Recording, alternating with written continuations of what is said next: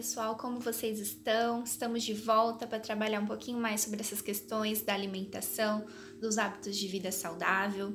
E hoje eu queria falar com vocês sobre a compulsão alimentar, sobre a diferença de episódios de exagero na hora de comer, de gula e episódios de compulsão alimentar, né? Como nós falamos já anteriormente, esses episódios de exagero, de gula na hora de comer, são comuns e são até esperados em alguns contextos, né? Nos contextos sociais, de festas. Mas como saber então se se trata de um episódio de exagero ou de compulsão alimentar? A compulsão alimentar ela é um transtorno psiquiátrico. Ela é um transtorno da área da alimentação e um dos mais frequentes, né? Então, esse diagnóstico ele só pode ser feito realmente por um profissional especialista nessa questão de alimentação.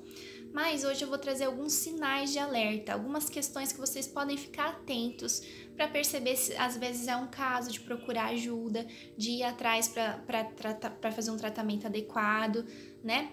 E realmente cuidar de si mesmo quando se trata de compulsão alimentar. Bom, então quais são esses sinais que ajudam a diferenciar um episódio de exagero de um episódio de compulsão alimentar? A compulsão alimentar, por definição, ela é uma situação em que a pessoa ingere uma quantidade exagerada de alimentos num período curto de tempo, né, de até 2 horas, que geralmente é o considerado, e essa quantidade ela é exagerada porque seria um tanto de comida que uma pessoa normalmente não conseguiria ingerir sozinha, né? E aí, por conta desse exagero, tem a questão do efeito físico que o exagero traz. Então, mal-estar, sensação de dor no estômago, diarreia, náusea. E também esses episódios são acompanhados do sentimento de descontrole. Então, a pessoa se sente descontrolada quando ela tá comendo. E por conta desse descontrole, ela não mastiga bem a comida, ela mal sente o gosto do alimento, então ela não está comendo por prazer e também não está comendo por uma necessidade física, não está necessariamente atrelado à fome, né? Existem alguns casos, né, alguns relatos de compulsão alimentar que a pessoa come tudo que tem na geladeira e até no congelador, come comida congelada. Né? Então, para ficar claro, essa questão de não estar relacionada nem ao prazer de comer, nem à necessidade física de comer, mas à saciação de uma questão emocional, né? Tem essa questão da relação das emoções com a compulsão alimentar. Os episódios de compulsão alimentar, eles são acompanhados de vários sentimentos negativos, né? Então, culpa, frustração, autodepreciação, vergonha, a vergonha está muito presente, né? E por conta desse sentimento de vergonha, uma coisa que pode vir a acontecer e que é muito comum é dos episódios de compulsão alimentar acontecerem quando a pessoa está sozinha, né? Justamente para não ter que lidar com a questão de ter outra pessoa vendo aquilo que está acontecendo com ela, né? Então, todos esses sentimentos de culpa, de fracasso até, né, de autodepreciação acompanham os episódios de compulsão alimentar. Além disso, a compulsão alimentar está muito associada ao ganho de peso e acaba sendo uma porta de entrada também para várias outras doenças que estão associadas ao ganho de peso, à obesidade, né, que podem ser a diabetes, a hipertensão, né, alguns problemas cardiovasculares, inclusive até câncer, né? Então, também é um sinal da compulsão alimentar quando esse ganho de peso começa a acontecer de uma forma exagerada.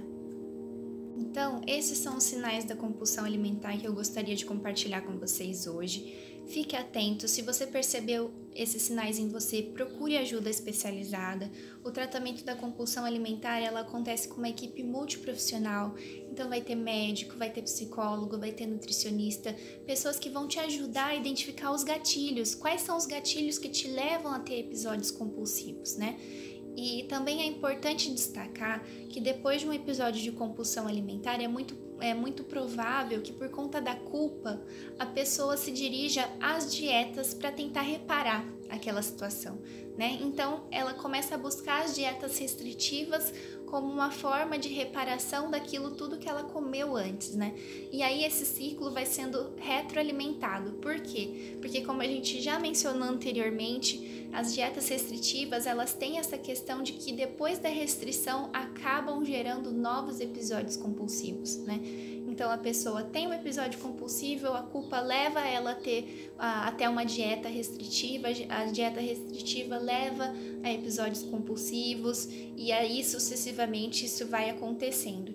Então, não procure fazer dietas por conta própria, procure ajuda de profissionais capacitados que possam te orientar, que vão te ajudar não a ter uma dieta que às vezes pode até fazer mal para você, mas uma alimentação saudável, uma alimentação baseada naquilo que o seu corpo precisa e que a sua mente também precisa, porque a alimentação também é um ato emocional e também é um ato social, né?